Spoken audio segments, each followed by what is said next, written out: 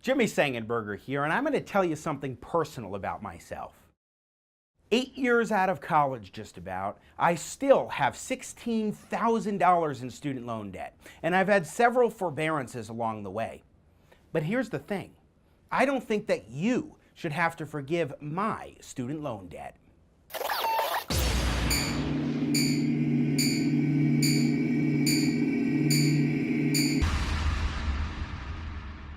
In 1990, the year that I was born, student loan debt in the USA totaled $20 billion, with the average graduate coming out of school with $9,000 in debt.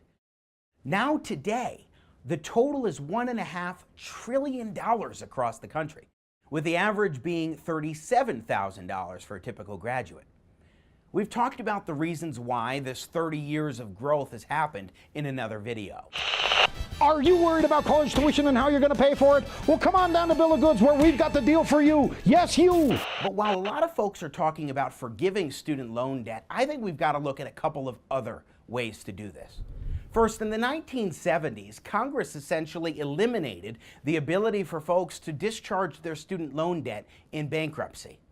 Yes, that means if you're about to default, you cannot discharge your student loan debt in bankruptcy because of something Congress did. Now, this got rid of all sorts of risks to the lender so they could keep churning out loans, but it also put people who were so deeply indebted in a position that they just couldn't get out of. We need to restore protection for student loan borrowers if you need to discharge in bankruptcy. But for average everyday borrowers, we want to make it easier to pay back the debt more quickly.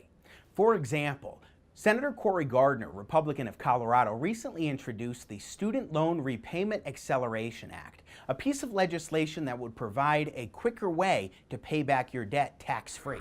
We have a big problem. Student loan debt is now about $1.5 trillion in the United States. For a person who's just out of college that's trying to start a family, maybe buy a home, simply pay the electricity bills, this kind of relief is going to be significant for them.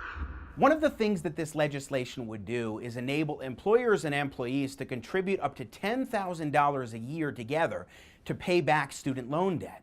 This is a great way, tax-free, to get this process going much more quickly.